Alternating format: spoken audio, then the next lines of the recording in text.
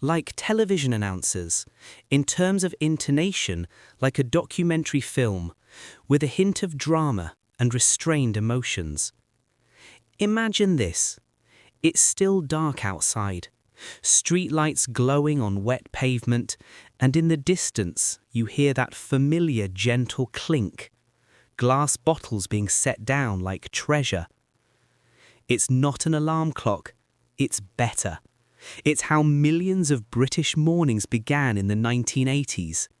Before smartphones, before endless streaming, before everything arrived in a single tap, Britain moved to a different beat, slower, louder, brighter. Today we're going back to a time when milk turned up on its own, when music learned to walk with you, and when even fizzy drinks felt like a science experiment. 10 little pieces of everyday life that vanished, but still make grown adults stop and smile.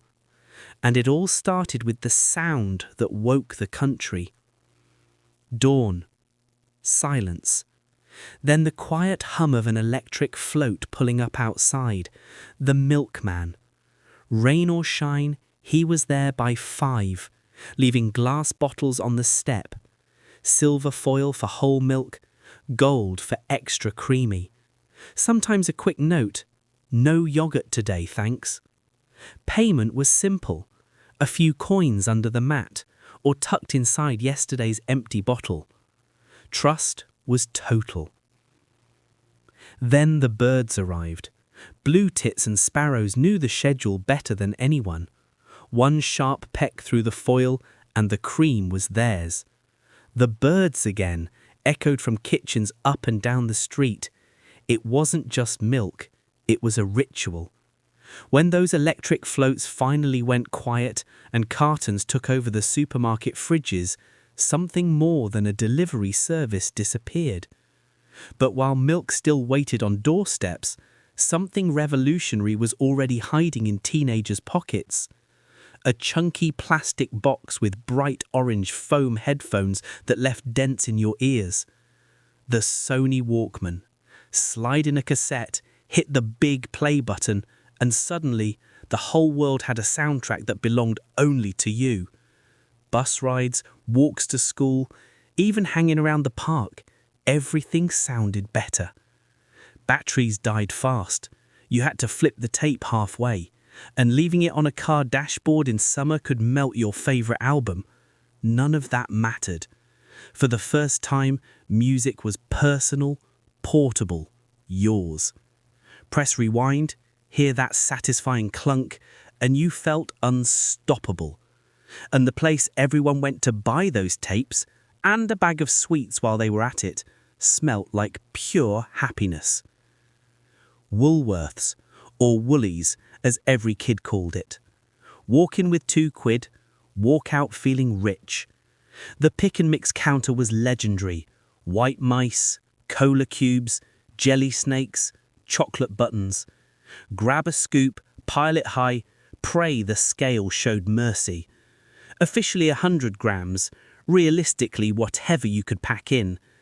Then on to the singles rack. 99p for the latest chart hit, cheap toys that broke by tea time, cartoon socks, even lamps if you wandered far enough. Woolies wasn't a shop. It was a portal to joy on pocket money budget. When the last one shut in 2009, grown-ups stood outside and felt a little piece of childhood switch off forever. But before that heartbreak, every Saturday morning belonged to something else entirely. Saturday. The one day the remote was yours from the moment you woke up. No news, no gardening programs, just cartoons. A bowl of sugar puffs the size of your head, milk right to the brim, pajamas 10 centimeters from the screen. Thundercats, He-Man, Transformers, the Raccoons, the occasional Scooby-Doo rerun. Miss an episode? Tough. No catch-up, no streaming. Come Monday playground, you were either in the conversation or you weren't.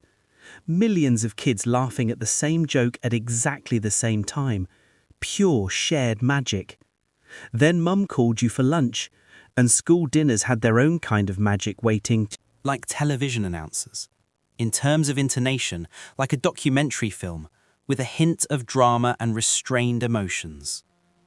School canteen. That unmistakable smell of over-boiled cabbage, mash and something sweet in the air.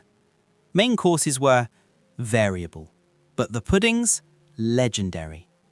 Chocolate sponge drowned in bright pink custard, nobody could explain. Jam roly-poly swimming in thick yellow sauce. Cornflake tart that still makes 40-year-old men go weak at the knees. You shuffled along with your plastic tray, and no matter how dull the morning lessons had been, you knew warmth and sugar were coming. After school, the real experiments happened at home. SodaStream, a big white machine that looked like it belonged on the space shuttle. Fill the bottle with water, screw it in, press the button, whoosh, instant fizz.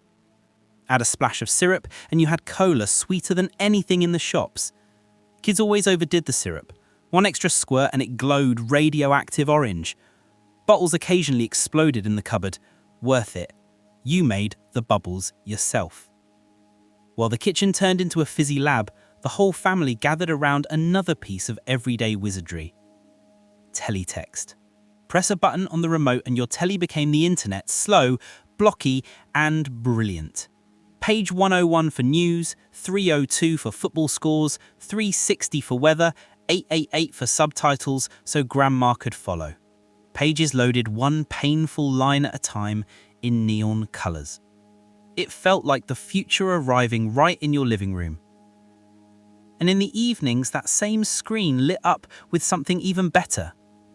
Knight Rider. Kit, the talking car with the red scanner that every kid in Britain wanted in their driveway. Friday nights, the nation stopped. But it wasn't just Kit. Dallas, the A-Team. Top of the pops on Thursday, proper appointment television. Miss it and you miss the cultural moment. Waiting all week made it mean something. We waited in outfits that make us cringe now. Shell suits. Shiny, swishy, neon nightmares. Electric pink, acid green, loud enough to be heard 3 streets away. Highly flammable, zero breathability, total cool points in 1988. The brighter, the better. We thought we looked like pop stars, we looked like walking highlighters, and we loved it. Every Friday, dressed in our crackling nylon glory, we headed to the most important ritual of the week, the video shop. Dim lights, walls of VHS boxes with covers that lied 100% of the time.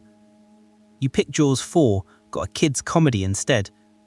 Arguments over horror versus karate, begging for one extra tape, then home, slot it in, tweak the tracking till the picture stopped rolling, pause for crisps and pop. Next morning, rewind it properly. Be kind. Rewind. It wasn't about the film, it was the whole ceremony. And there they are. 10 slices of 1980s life that slipped away. The Milkman, the Walkman, Woolies, Saturday cartoons, school puddings, SodaStream, teletext, Knight Rider, shell suits, Friday night video runs. We didn't just lose objects. We lost a rhythm. Slower, noisier, more shared, and somehow more precious because of it. So tell me in the comments which one lives rent-free in your head. The taste of pick and mix? The clunk of a cassette rewinding? That mysterious pink custard? Because sometimes the past doesn't really leave, it just waits. Waits for you to hear a glass bottle clink on a doorstep one more time or press play on an old tape, and for one perfect second, you're that kid again, orange headphones on, the whole world one giant adventure.